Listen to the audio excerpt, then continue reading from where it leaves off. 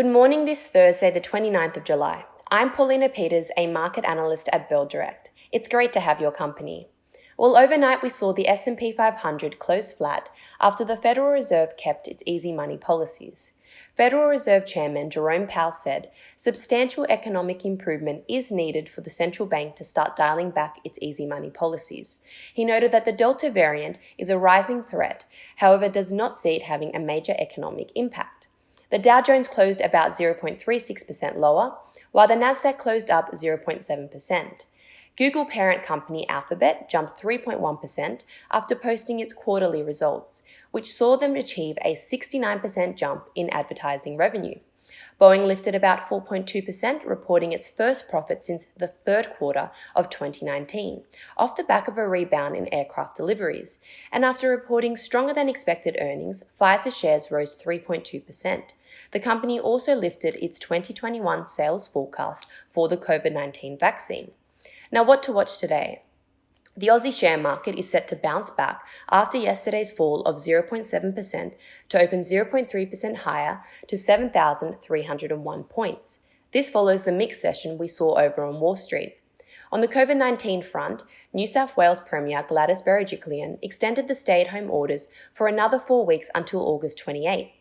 Some changes to the restrictions included mobility limitations for additional local government areas, a singles bubble being introduced, which allows people who live alone to nominate one designated family member or friend to visit, as well as mandatory testing for some local government areas.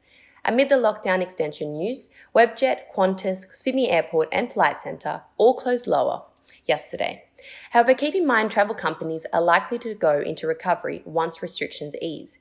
In terms of economic news, yesterday we found out that inflation rose 3.8% year-on-year, as expected in quarter 2 of 2021.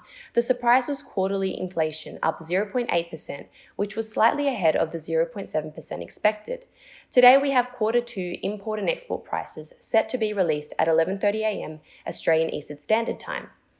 Looking at some companies reporting today, Janus Henderson Group JHG is set to report its second quarter 2021 earnings, while Fortescue Metals FMG will report its fourth quarter financial year production.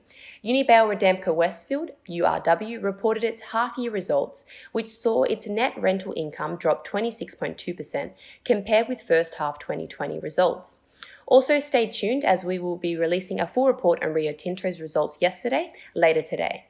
Moving to commodities, the oil price lifted about 1% toward the US $73 a barrel mark after US inventories declined.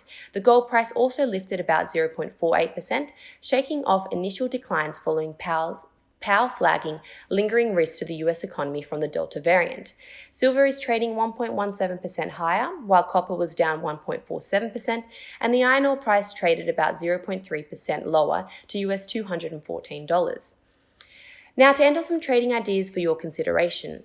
Well, after reporting a better than expected second quarter, Bell Potter has once again maintained its buy recommendation on location-based technology company Life360 and increased its price target to $9.50, previously $9.25.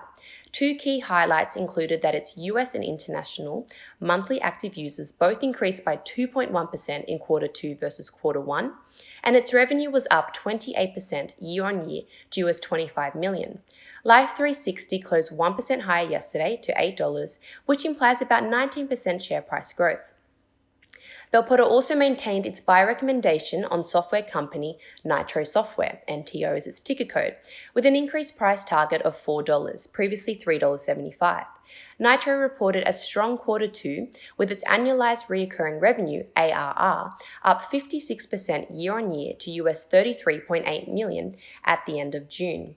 This means that Nitro is on course to deliver on its financial year 2021 guidance for ARR of between US $39 million and US $42 million. Strong demand for its platform continues to be underpinned by the global shift to remote and digital work, accelerated by the COVID-19 pandemic. Nitro closed about 5% lower yesterday to $3.27, which implies about 22% share price growth. To end, bullish charting signals have been identified in Raise Invest RZI, Tiny Beans Group TNY, and Sunrise Energy Metals SRL, according to Trading Central. And that's it for today. I'm Paulina Peters with Bell Direct. Stay safe and happy trading.